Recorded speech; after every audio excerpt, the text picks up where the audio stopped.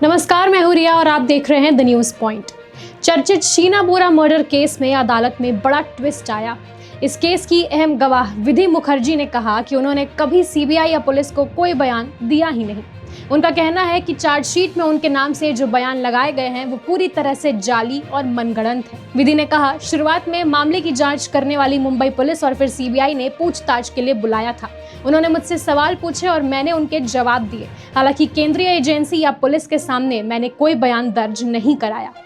विधि ने सीबीआई अधिकारी पर आरोप भी लगाया और कहा कि अधिकारी ने उसे ईमेल, कई डॉक्यूमेंट्स और ब्लैंक पेपर दिए और उन पर साइन करने को कहा था। उसने इंद्राणी और पिता पीटर मुखर्जी के दोनों बेटों राहुल और रोबिन पर भी गंभीर आरोप लगाया। विधि ने कहा कि उनकी मां इंद्राणी के पास अब बचाव के लिए पैसे नहीं बचे हैं। राहुल और रोबिन ने इंद्राणी के अकाउंट से 7 करोड़ रुपए और पुश्तैनी गहने निकाल लिए। उन्हें शक है कि इंद्राणी को झूठा फंसाने की साजिश उन्हीं लोगों ने की है। आपको शीना बोरा मर्डर केस भी याद दिलाते हैं।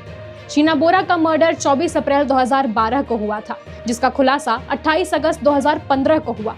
इस केस में शीना बोरा की मां इंद्राणी मुखर्जी, इंद्राणी के पहले पति संजीव खन्ना, इंद्राणी के तत्कालीन पति पीटर मुखर्जी और इंद्राणी के ड्राइवर श्यामवर पिंटू राम राय पर मर्डर का आरोप है। अब जिस वक्त इस मर्डर का खुलासा हुआ था तब विधि नाबालिग थी। पुलिस और सीबीआई दोनों ने पूछताछ की थी, मगर विधि ने कभी लिखित बयान नहीं दिया। विधि से कई कागजों पर जबरदस्ती साइन कराए गए, जिनमें ईमेल की कॉपी और खाली पन्ने भी थे। कोर्ट में जब आरोप पत्र का हिस्सा दिखाया गया तो विधि ने साफ कहा कि ये मेरा बयान नहीं है। विधि ने बताया कि जांच के दौरान उसे कभी अकेली नहीं छोड़ा जाता था।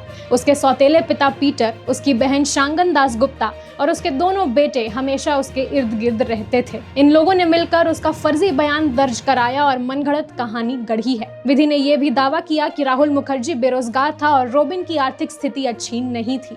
दोनों भाइयों को पैसे की सख्त जरूरत थी, मगर इंद्राणी जेल से बाहर आती तो उन्हें उनके पैसे और पुश्तैनी गहने वापस करने पड़ते। इसीलिए दोनों भाई इंद्राणी को इस केस में झूठा फंसाना चाहते हैं। 2012 के इस मर्डर केस की कड़ी अभी तक फंसी हुई है। अब देखना यह है कि इस मर्डर केस में आने वाले दिनों में क्या खुलासे होते हैं। इस केस के अपडेट्स और ऐसी तमाम खबरों को देखने के लिए जुड़े रहिए हमारे साथ।